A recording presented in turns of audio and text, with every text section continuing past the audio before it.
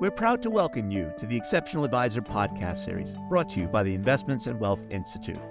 This series aims to help you to better serve your clients, differentiate yourself from the competition, and enhance your ability to communicate those differences. Hi, I'm your host, Bob Powell. Hi, and welcome to the Retirement Management Journal panel discussion. Hi, I'm Bob Powell, and my guests today are Lori Lucas, François Gadenne, and Jan Gundersen. Welcome. Thank you. Great to be here. Great to have you here. So our goal with this discussion is to address what you all think are the most pressing issues when it comes to financial professionals helping their clients plan for and live in retirement. You sent us a long list of what you wanted to talk about, and we've narrowed it down to 5 topics. And with hope, we'll offer up some substantive, actionable advice as part of this discussion. So without further ado, let's jump into our first topic. Lori, you wanted to talk about caregiving and retirement. Why is that? Thanks, Bob. Yeah, I was really passionate about this topic because I think there's a huge opportunity for advisors here to help their clients with caregiving. And it's such an important topic. As our former First Lady, Rosalind Carter, famously once said, there are really only 4 types of people: those who have been caregivers, those who are currently caregivers, those who will be caregivers, and those who will need caregivers. And we see some of the statistics around this. In 2023, according to the Retirement Confidence Survey, 1 in 5 people over age 25 were unpaid non-institutional caregivers. So this is a very large group of people. And what we find is that about 1 in 4 of them are actually providing financial support as well as physical caregiving support. So caregiving does take a toll on retirement, according to what we see, which is that, for one thing, caregivers are less confident about their retirement prospects. According to the Retirement Confidence Survey, 1 in 4 caregivers in the upper income group, so this is the upper income caregivers, are not confident about retirement versus 17% of non-caregivers. And 3 in 4 caregivers are concerned about the impact on retirement of providing care. And the other retirement impacts are things like more caregivers retire earlier than planned than non-caregivers, primarily due to caregiving or their own healthcare problems. Caregivers are more likely to have lower assets and problems with debt. Fewer than half of caregivers age 50 or older report that their care recipients have plans for future care, such as handling instructions or such as instructions for handling financial matters. And here's the opportunity. Many caregivers, 27%, don't believe that financial services companies know how to help them with retirement. So that's the opportunity for advisors to really step in and provide this important function.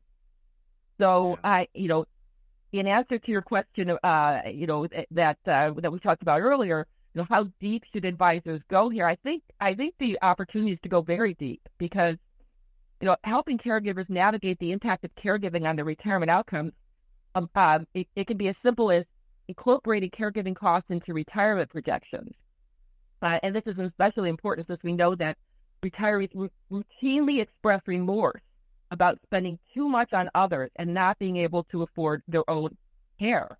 So it's a very emotional topic for retirees and others who are doing caregiving. And they can, because it's so emotional, it's a good opportunity for the advisor to kind of step in and through something as kind of objective as a retirement projection model, show their clients what the impact is so that they can make a more rational, balanced caregiving decision. And so, and this also includes such things as just not only incorporating the cost of caregiving, but the impact of caregiving on retirement age as part of the retirement projections.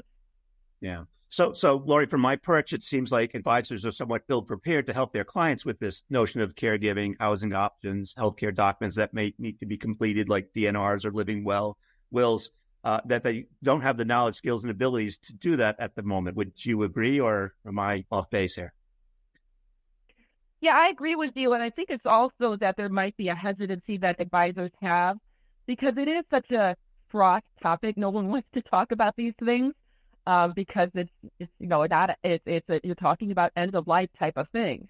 But again, because the advisor can come at the topic from a very professional and knowledgeable standpoint, if they choose to, they can help people overcome some negative emotions they might have that might be preventing them from taking positive actions. Yeah. It seems to me that some education is needed. Jan or François want to weigh in? I think the education is exactly the right topic. I think many advisors are used to working with centers of influence throughout their business. And it's that pivot to retirement and maybe expanding that Rolodex of who those centers of influence are, that's critical. Elder care, social workers, for example, probably not on most advisors' Rolodex, but when you are looking to help clients with caregiving decisions, it could be a valuable resource. I think the other piece, and Lori kind of mentioned it, there's one thing to identify and maybe even refer a client. The other piece is to then bring those decisions, that information back into the financial planning process to really model out what do those decisions mean to your retirement? How much might you have to spend providing care? And what does that do for your situation in the future? That needs to be brought back into the financial discussion. It's not just a refer, get an expert to help you, and I've done my job. It does have to be brought back into the discussion. Yeah. Jan, when you say that expanding the centers of influence, I think elder law attorneys, geriatric care managers, people familiar with assisted living facilities or nursing homes or CC continuing care, retirement communities. There's a whole batch of people above and beyond CPAs and lawyers that someone may need to include in their Rolodex now. That's absolutely right. Yeah. François, you and I have known each other for a very long time. I know firsthand that you had to do caregiving for your parents along the way. I'm sure you have some thoughts about what Lori and Jan have had to say. Sure. Actually, one of the center of influence that advisors can refer to is the IWI. I don't know if you remember, in 2017, Patrick Collins and I wrote a monograph, which was actually quite large, and 2 of the 3 sections were published in the Monitor, and the title was, "Are You a Curve, a Triangle, or a Rectangle?" And I think the key question as you read the article, especially the very short first 7-page part, is it hinges on a question which is, who is the ideal client for this recommendation? And you could extend this conversation or this question to who is the ideal advisor for this recommendation. What strikes me, having worked in retirement, having retired, and now having lived in retirement for quite a while along the way reading research, is that the industry is extremely fragmented, and one-size-fits-all recommendations really tricky. And so it's interesting if you're an advisor to look at your book of business, and this may or may not apply to your book. It's also very interesting to look at what is the nature of your business. If you are a curve and what you provide is mostly portfolio management, I think it's a stretch to go in this area. And indeed, you need to start to enroll different centers of influence. And the template that helps you the most to figure out what's what, where you can help, and who to bring is obviously the household balance sheet, because it becomes your summary for all of these topics. What struck me in retirement is you can really think of retirement as going through, it's sort of like a steeplechase. You go through a series of continuity, discontinuities, new continuity. And it's not like all or nothing. It's a daily degradation of various things.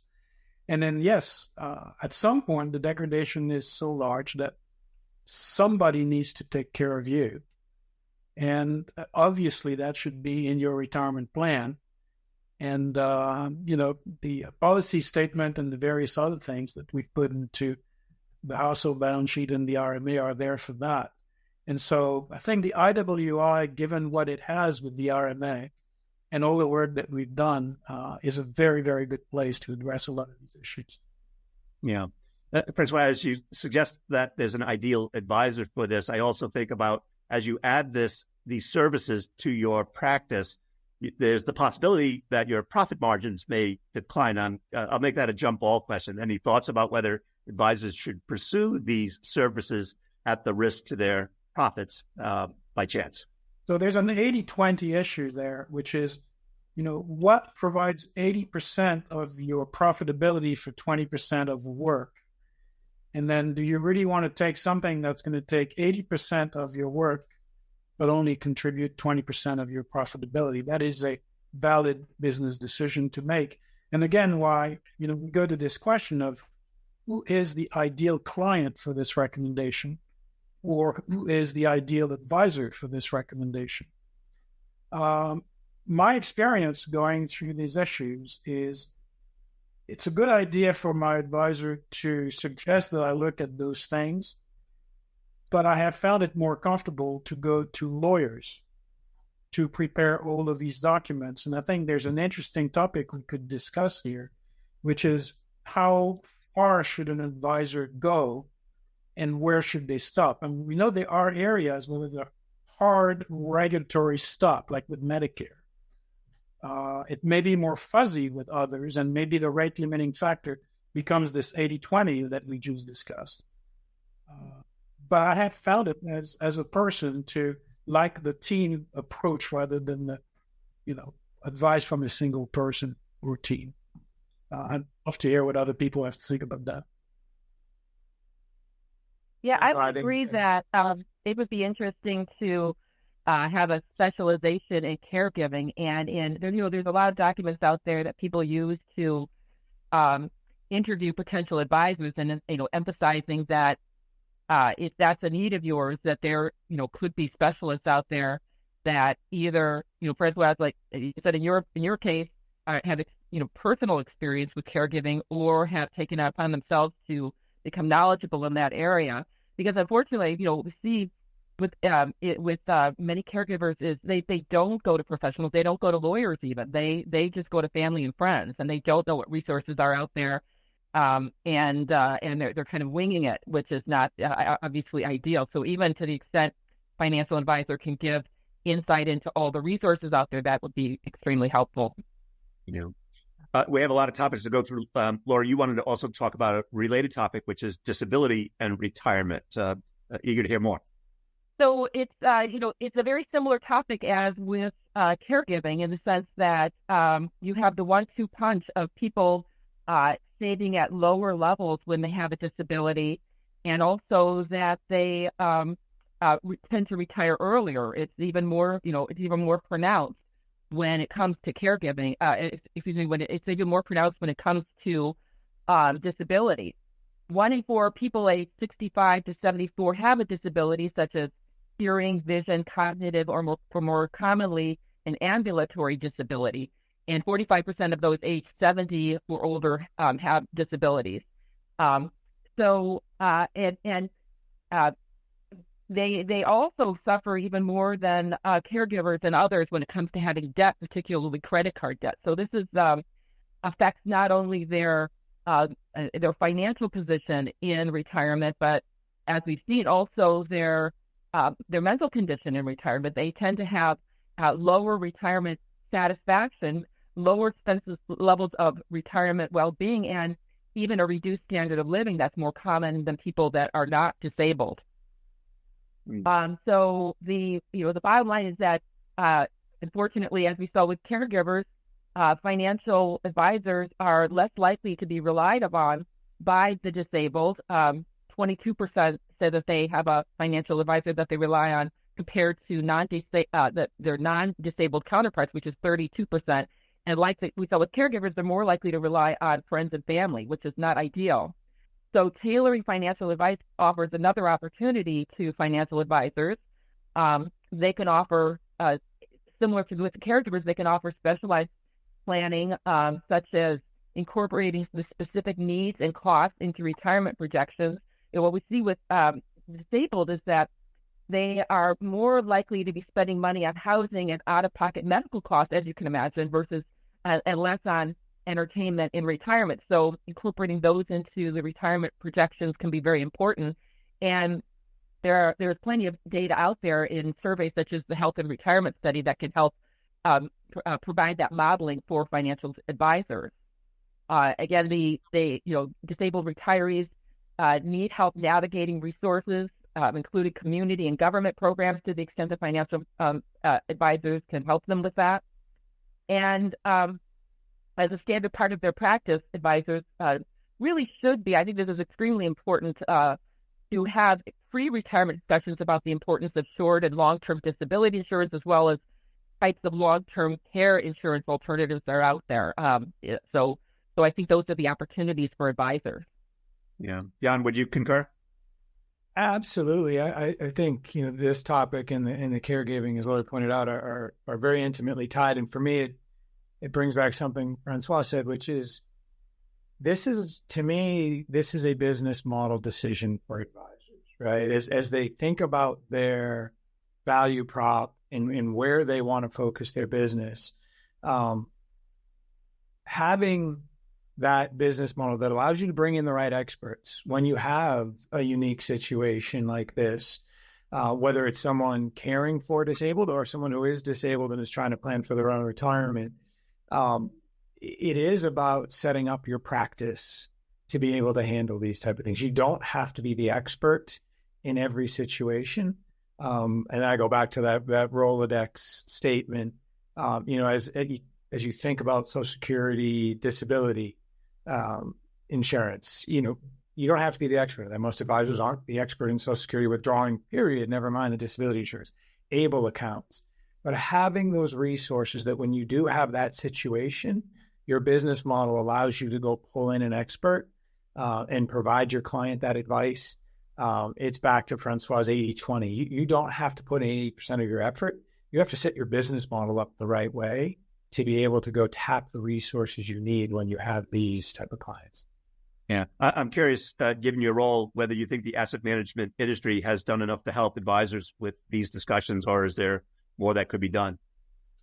I think there's always more education that can be done. And I know there's a lot being thrown at advisors. There's a tremendous amount of product development and enhancements. Again, I go back to, if an advisor has chosen or chooses to make this core to their advisor alpha, I think the industry needs to provide them the education, the resources, the connections to really build a successful business. François? No, it's all good. For me, what always makes me nervous about when I hear the word education is my experience with a lot of it is that it's normative. In other words, here's the one and true way. Now shut up. My experience in retirement, again, is that the most valuable type of education is the one that makes you ask good questions. It's hard to ask good questions. There's a lot of dumb questions out there. And I think what we could do here collectively is really help us, each one of us, and help advisors or whoever listens to this, by way of education, is in learning how to ask good questions. I'll give you an example. Bob, you'll probably remember that when I was in my 50s, which is a long time ago. What I remember reading as we did research and we're asking questions about disability is we realized actually that disability was something that was particularly relevant at the time for people in their 50s, and much more so than death. And so that disability insurance in that decade proved to be, again, looking at data, more valuable than life insurance. And I remember buying disability insurance for the period, and I found it to be insurance. I never had to use it and just paid the premium. And it was also pretty expensive. But what it did is it protected human capital. If you go back to the household balance sheet, it was a very powerful way to protect a meaningful risk in my household balance sheet, which was the potential to earn money from human capital. Here, I think we're talking about disability of two other kinds. One is people that may have chronic disabilities that might be more like impairment in functions. And then also further impairment in functions that start to develop, in your 70s. And we know that usually that's the decade where chronic problems starts to pop up. And I don't know what insurance there is for this. And what it is that we can do for clients. And so I would try to collect all this and say, what would be the good questions that one could ask either as a client or as an advisor? Again, as Jan points out, given the book of business. And what can you do? And what is it that you shouldn't do? There's a good instinct to help people with everything, but obviously we can't. And so where can we help and where should we not try? So that was my example of disability, how, disability in the 50s seemed to be very important for a specific purpose in the household balance sheet.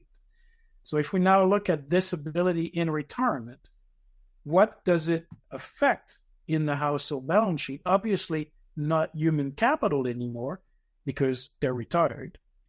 So what can we do? What would be a good question about disability? And the way to measure this would be what part of the household balance sheet might we help with in that context? Maybe reducing expenses, maybe finding ways to increase income. I don't know. That's what's mulling over. Yeah. Just one reaction. Jan, you mentioned Social Security disability insurance. I've been hard pressed to find advisors who can talk confidently about that subject. And obviously there are lots of attorneys that focus on that, but goodness knows that's one of those areas where sometimes advisors just throw their hands up because they have no knowledge of it. So, Laurie, any closing thoughts on that topic before we move on? Yeah, just again, some of the sources of data looking at things like the health and retirement study. To François' point, one of the biggest fears retirees have is about assisted care and the need for it down the line. And this is a conversation I think that can be productive in a couple of different ways with retirees. One is to give them, some good statistics on the likelihood that they will need assisted care, what that means to them. I mean, I think there's a lot of fear involved in that. And retirees are prone to want to hoard their nest egg out of concern that they are going to have this big liability at the end of life, which many will not. Some will. It's actually not as many as I think people believe it is. I think there's an disproportionate fear of that relative to what the data says. So that might be helpful for retirees thinking about the threat of long-term disability and what it means to their balance sheet, as François indicates. Yeah. So, Jan, I want to turn my attention to a topic that you suggested. I'm really eager to have you expand on it. You wanted to talk about how the industry seems to have focused on the needs the investor may not know that they have. I've added a second question which is whether the industry is building solutions that benefit the industry and perhaps less so the client. So maybe you can tackle the first one first and we'll get to the second one. Sure. For me, this is an interesting topic because I've had a background in product and product development, and there seems to be a disconnect between the client need and the product development. And I don't know that it's anything that's being built is bad or wrong, but it's just that understanding from an advisor perspective and a client perspective what these products are built to do. And as I kick it around, part of it for me is through the accumulation phase, which again is where most advisors and clients have experience. The industry has built products that compensates a client for taking risk. In retirement, we try to immunize risk and charge them to immunize risk. And it is a dramatic pivot that I think just makes that product development for retirement just foreign to an advisor and to a client. And so at times we're building products that require hyper-personalization from an advisor, right? And François used the word normative. I think we're actually, that's a tension again in that product development, because there is a little more scale in accumulation, products that do fit a broad swath of clients' risk tolerance. In retirement, with the riders and options within products like annuities, there is an opportunity to hyper-personalize what that product immunizes and how it immunizes. It takes a level of competency, familiarity with the product, and familiarity with your client's preferences and capacity for preferences that is just dramatically different. So I look at maybe the root cause, what causes the challenge, and then to your question of, is the industry building solutions to problems the client doesn't know they have? I think it is that shift. It's that shift from an accumulation mindset, understanding that I'm balancing the risk I'm willing to take with what I'm getting rewarded, to what are the risks I want to immunize in retirement and how much am I willing to pay? I think the industry has built that choice into products, and the client's mindset has just not shifted to how to think about a retirement income product, how to value it, and candidly, how an advisor advises the client on what are we willing to pay for that immunization instead of what are we getting paid for the risk we're taking. Yeah. So two reactions. One is I think about target date funds as you're chatting about solutions. And I think about how Professor Emeritus Zvibodi might say, well, target date funds don't necessarily help people save for retirement because it's just based on time horizon. That's one. Secondly, in retirement, we know there are multiple risks, and it's hard to immunize all the risks with one solution. Thoughts, reaction?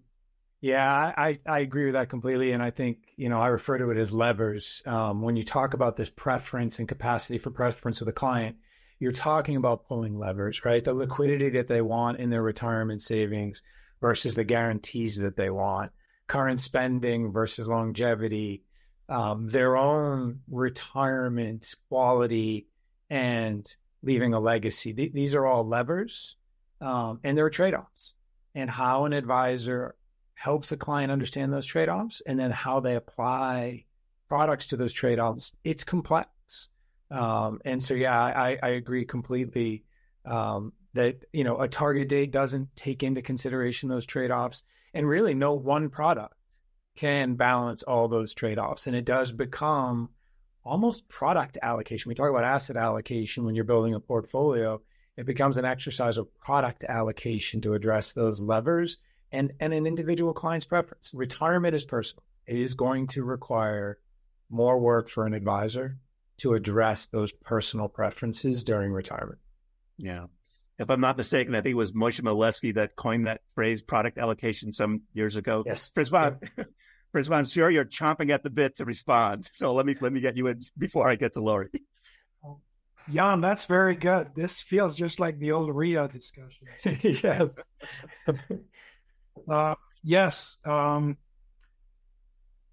If you remember with the household balance sheet, the big idea was that you looked at risk capacity.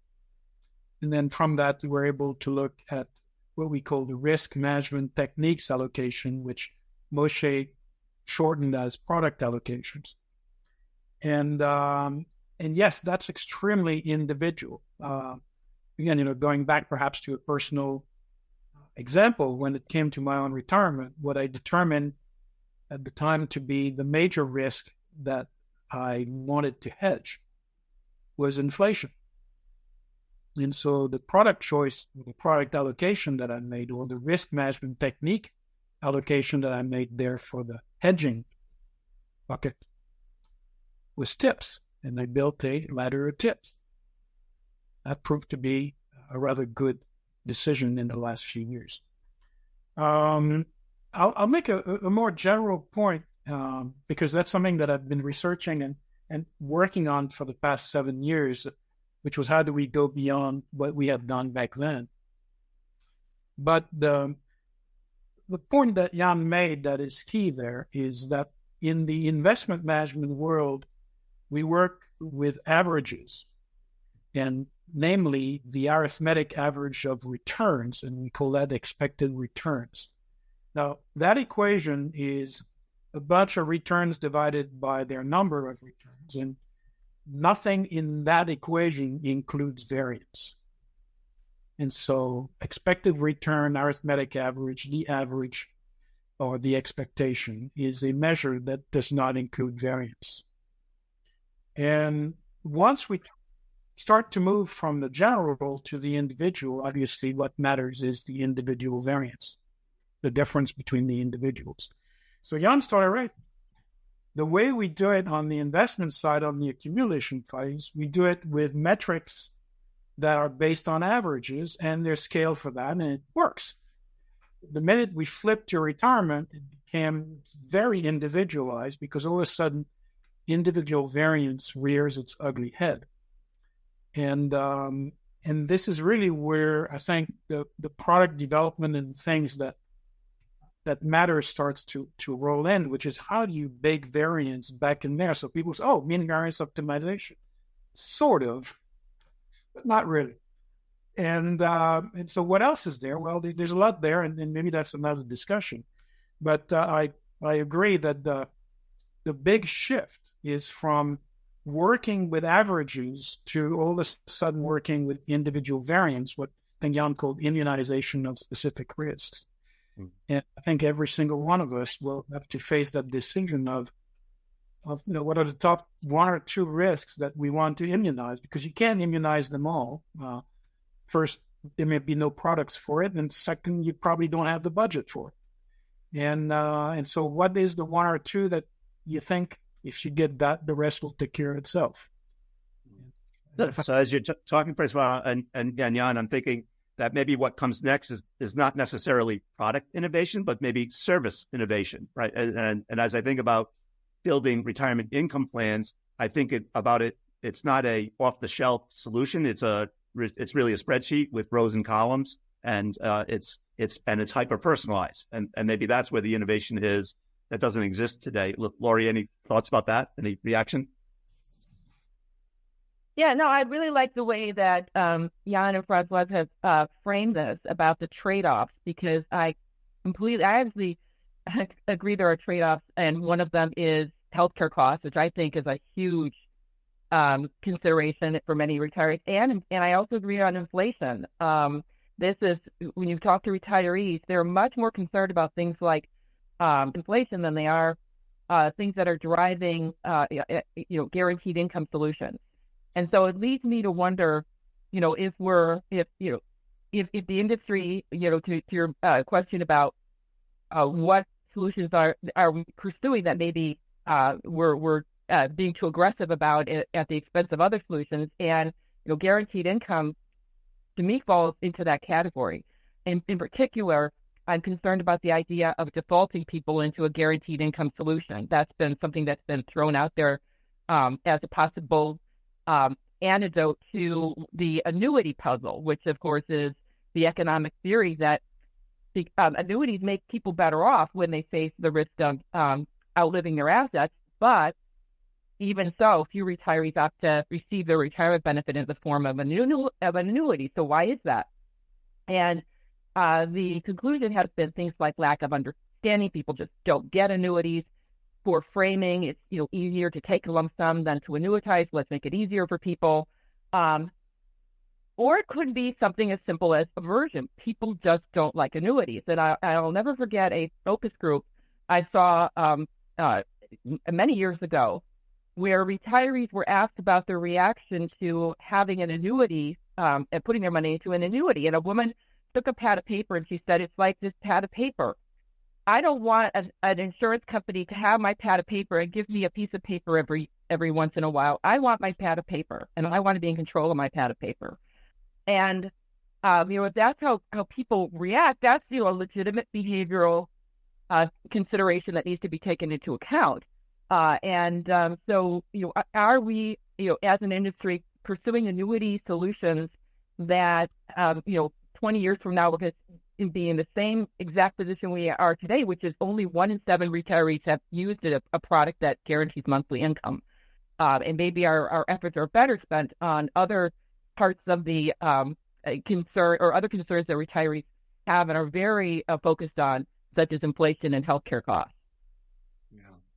As you're talking, Lori, I'm thinking that for me, the two big risks in retirement, and there are many according to the Society of Actuaries, and also as we outlined in the Retirement Management Advisor course, which are inflation and longevity, and the tools that you would use to manage and mitigate those risks are different. Maybe annuities for longevity, and risky assets for inflation, perhaps. I also think too that we're living in a world where not all advisors are able to offer annuities because they're not licensed. They may need to have a center of influence that could help there. But also in doing that, they may lose revenue and then hurt their business model because of sort of offloading a product solution that they can't account for. Is that fair to say? And I think the question also is it guaranteed income or is it income stability? If you can provide a stable income through, a systematic withdrawal strategies, or even a social security bridge strategy, or some other means that doesn't guarantee the income, but at least provides a source of stability, that might do a lot to address that consideration without having to go as far as providing a guarantee. Yeah. And I want to turn my attention to another topic that you brought up, which is how the U.S. retirement system stacks up against the rest of the world and what lessons we can learn perhaps from places like the Scandinavian countries or England or Australia or perhaps others that you may think are better off than us. Yeah, I those two who know me, I'm an analogy person, right? So I draw comparisons, and I think it's a little bit of how I learn and how I research things. And so this question for me was a bit of what can we learn, right? When we compare our state of readiness, our system, what can we learn from others and the decisions others are making? Because around the world, governments, organizations are actively making decisions right now about their own pension systems, saving systems, retirement readiness of their citizens. And I saw a description of the U.S. System, if you will, and it was voluntary, complex, do-it-yourself, and heavily financialized, if that is even a word, but basically complex, right? A lot of different products, as we just talked about. And that choice and really that management is put on the individual. And if you were going to summarize the U.S. system versus a number of these other systems, it is where does the responsibility lie to be ready for retirement? And in the U.S., it is on the individual for the most part. And other countries that do have better retirement readiness, the government has felt some responsibility and has put programs together to provide some of that readiness. And as I look at other countries that we can learn from, that's the crux of it. Is really how much responsibility the individual has, how much responsibility the government has, and how they've tried to balance the two. The easy example there is Australia, with their superannuation and really that forced savings, and what that's done for their retirement readiness. On the other end of that, the UK, and they've recently changed some of their rules, but on the other end, at that distribution end, they had forced annuitization. Right. And so it was, hey, don't go spend this all at once. Don't go on a nice cruise around the world, but actually take this money in more of an annuitized form. I would argue Australia learned from the UK. They didn't have that annuitization option at the end of their superannuation. They're starting to introduce that to really drive some of that. Okay, you are now sitting on a better net readiness. Now let's give you the options and choice to distribute that income, as Lori used, in a more stable way through time. And then I think the other are just the social programs. Our social programs aren't as strong as others. Now, that there's a trade-off. We'll use that word here through the podcast. Those social programs come with higher taxes. And so there is that maybe U.S.-centric wanting their value now versus paying for something now and getting the value later, which is taxes. But Australia, again, has a robust social platform. even their core, what we'll call pension or floor, has a stronger floor than we do. And I would argue, if you look at Denmark and some of the Scandinavian countries, same thing. But it comes at higher taxes. And I think that's the trade-off decision the U.S. has to make. First and foremost, it is more available. These retirement programs are more available and mandated in other countries. I think we could do that at low cost. The mandate is something the government has to make a decision if we have the stomach for. And then the social programs, and probably in that order, because I think they get more political and more maybe unpalatable as you move up towards taxing people more now for the social programs later. But I do think availability can come at a relatively low cost. And then really thinking about the mandates and starting to really decide, is that something the government needs to lean in and take a position on?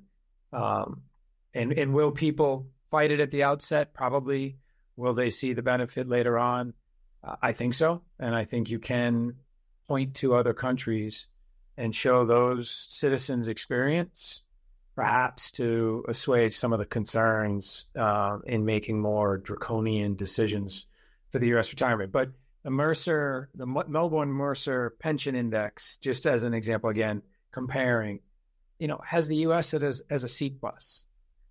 I think all of us could just look at that, and there's a number of different ways to grade readiness. But if you look at that, clearly if you have a C+ and other countries have an A, there's something to be learned.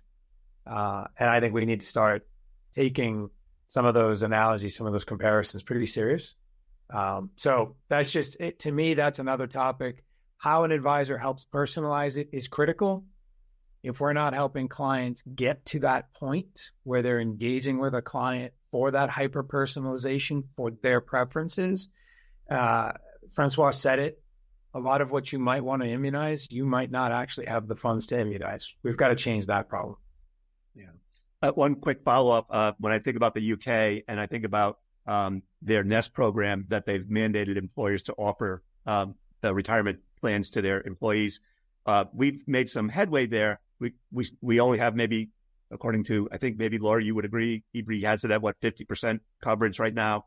We've put in place some credits for small businesses to offer retirement plans, but we're still a long way from where the UK is with respect to mandating savings for employees. Right. Absolutely. Would you go that far in the U.S.? I think I would tackle those problems maybe in that order that I mentioned. I think availability, and then mandate, and then social workers. Maybe that's just my personal preferences. I'm not ready to pay higher taxes. I guess I could be convinced of it. But I do think a mandate is something that's worth considering. I really do. All right. François, you're the Frenchman in the group here. You must have a reaction to that. Yeah. As you know, I was born and raised in France and came over here when I was 22. And for those of you who've read the template for reading research papers, you can see in the introduction that what motivated me to work on retirement is seeing the difficult retirement of two prior generations. One in France, and then as I moved my parents here in this country. There's a word of caution that I would bring in from an evolutionary perspective. And I think we should all remember the dinosaurs. And they're no longer here. Anything that we have, my thoughts, your thoughts, is a model. None of us has a grasp of truth. What we have is a model of what we think is around us. And we're all very different. I come with my history, you come with your history, everybody comes with their own history. And we all have models in our head. Some may be better than others, but this is my problem with normative or anything of that nature. The minute you start to impose your model on other people, there's going to be error. And sometimes this error is so big that it's an extension event. And so I am extremely nervous around anything that has to do with, imposing anything on other people, starting with my own opinion. Because I know it's only a model, and it's subject to what Karl Popper called falsification. All it takes is one example, and one black swan, and clearly not all swans are white. And so I look at this and I'm saying, yeah, I understand all the arguments from optimization, but when you optimize something, you make it brittle. And something that's brittle, eventually, when there's a shock that's large enough, it shatters. So again, we're back to trade-off. How much do you optimize and how much do you build for resilience so that there's another generation that gets to live as opposed to being totally destroyed? And I fear anything that would cause us to go over the cliff like a bunch of lemmings, because all of a sudden it got imposed upon us. And that's what I like about the U.S. system compared to the French system. I came here because I could make choices that I could not make in France. And I think that's worth preserving. And though it may not be the most optimal solution, and it may not be the highest mark on some benchmark that somebody created, but that's a matter of what do you prefer. Again, models. My view is not better than yours. But one of us might survive and the other might not. And one could argue, okay, maybe that's symmetric, but even that is debatable. In search of a more perfect retirement system. Laurie, given your career in corporate America, given your tenure at the Employee Benefit Research Institute, how does the U.S. stack up, and what do you think, what lessons can we learn from other countries? Well, I think we stack up pretty well. And I agree with, I think I'm more in François' camp that, especially today, if you asked me that 20 years ago, I would have had a very different answer. But we've had a lot of things going on in the past 20 plus years, everything from the Pension Protection Act to the Secure 1 and Secure 2 that have made some significant changes in the retirement system. And even when you look at statistics like from organizations like eBree, they're incorporating people that have been in the retirement system prior to the advancements that we've seen recently. So you look at baby boomers, and they didn't benefit from things like the Pension Protection Act and Secure 1 and 2. Future generations will, and so I'm pretty optimistic about where we stand with our U.S. retirement system today.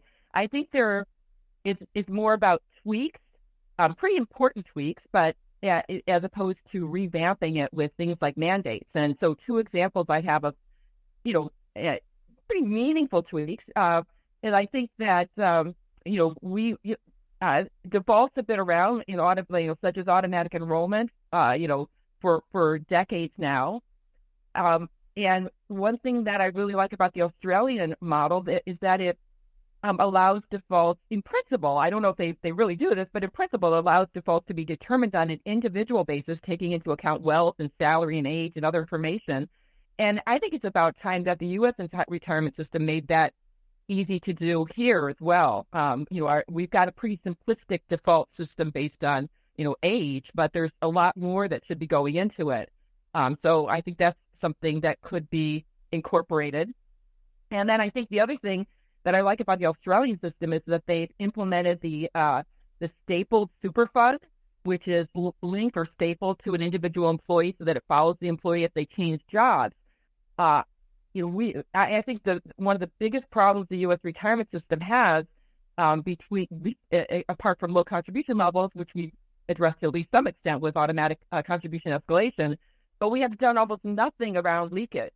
And so having the ability to have people's money follow them around the defined contribution system so that it doesn't get cashed out, I think that is something that a lot more thought and effort could be thrown at to great advantage.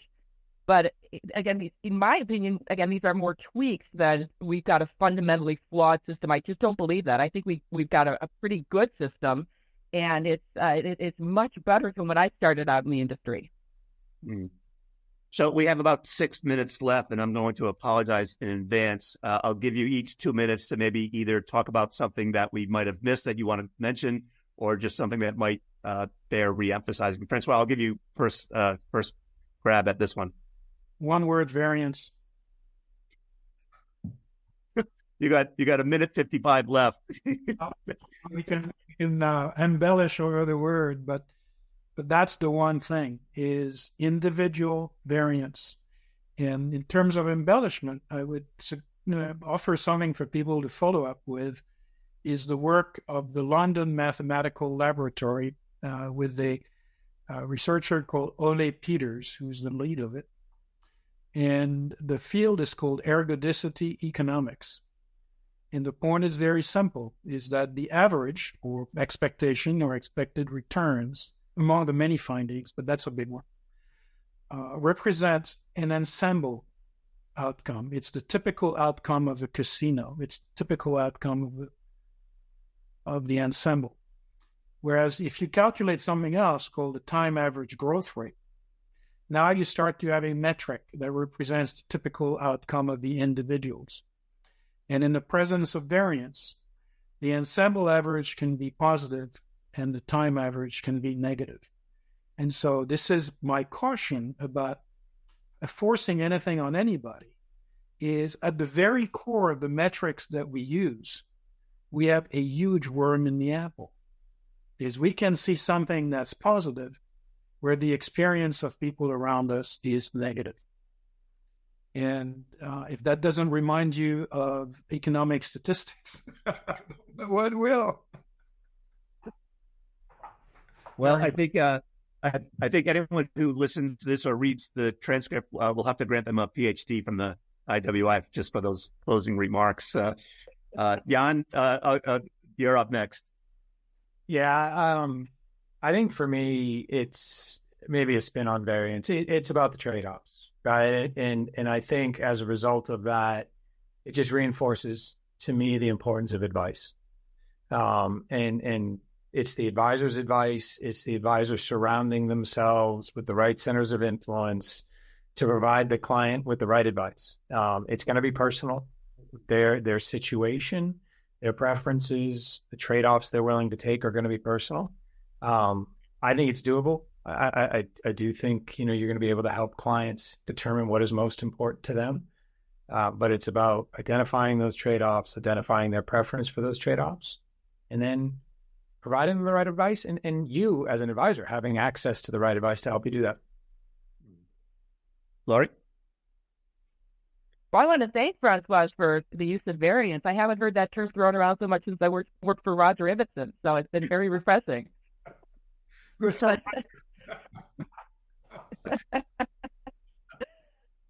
I would say, because this podcast is really geared for financial advisors. I mean, they're working with people that do have resources. They're not working with people that have no resources. So a lot of the discussion, I know financial advisors can't be all things to all people, but I would hope that a lot of the discussion goes towards, helping people figure out how to enjoy the resources they've spent their entire life amassing, and the quality of the retirement. And I just get very saddened when I hear stories of people that are unwilling to spend their nest egg because they're so afraid of running out of money. They're afraid of, end of life, assisted living needs, whatever it is. And they're really not focused on the quality of their life in retirement. And, so I think that does need to be part of the conversation, even if it is the financial advisor just, giving them ideas of different resources that they can use to better prepare themselves to have a high quality life in retirement, and have a discussion, at least in some form that's beyond just the monetary aspects of retirement. All right. Well, that brings us to the top of the hour. I want to thank you all for sharing your knowledge and wisdom with us. I'm especially grateful that you took the time to spend with us and interact with each other and share all this with our readers and our listeners. So thank you.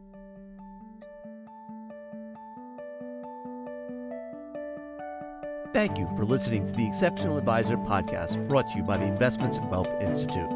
If you've enjoyed this podcast, please subscribe through iTunes, Spotify, or our website at www.investmentsandwealth.org/podcast to get the latest episodes of our Exceptional Advisor podcast series.